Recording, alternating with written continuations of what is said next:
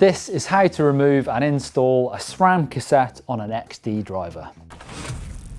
So first remove your back wheel and you're going to need a chain whip and a cassette tool. So this is a SRAM X01 11-speed cassette. It's a 1042 and this is fitted to the specific SRAM XD driver that you'll see in a second.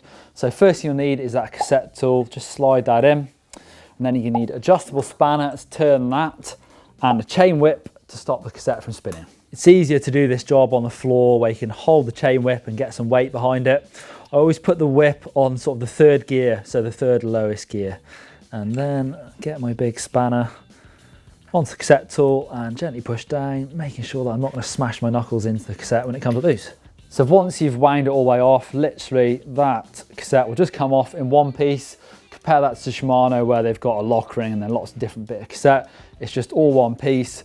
And there you can see the XD driver with the teeth and then the thread there. You can see how it's designed quite small at the end to fit that really small 10-tooth sprocket on the very end. So this XD driver will only fit SRAM XD compatible cassettes, but on many hubs like this one, you can just remove that and replace it with a Shimano free hub body if you're running a Shimano cassette. You can see how this works on this X01 cassette. When you spin the cassette tool, it just spins the threads inside, and that's where you can see the splines of the XD driver sit inside there.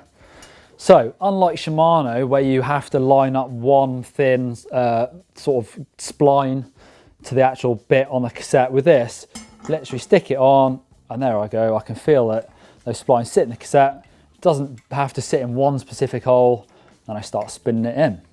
Just be extra careful when you're putting the cassette on that it lines up with the splines on the XD driver so that you don't cross thread those really fine threads. So just tighten the cassette onto the driver with a spanner. You don't want to go too crazy with this. That feels pretty tight. The cassette feels nice and firm, so all you've done there is just sort of pressed it onto that XD driver. So there you go, it's a pretty simple job. In fact, it's probably slightly easier than doing it on a Shimano cassette. Click on the GMN logo to subscribe, it's totally free, and if you want to see more videos like this, click up there for how to set up your rear mech, and click down there for how to check your chain. Give us a thumbs up if you found this video useful.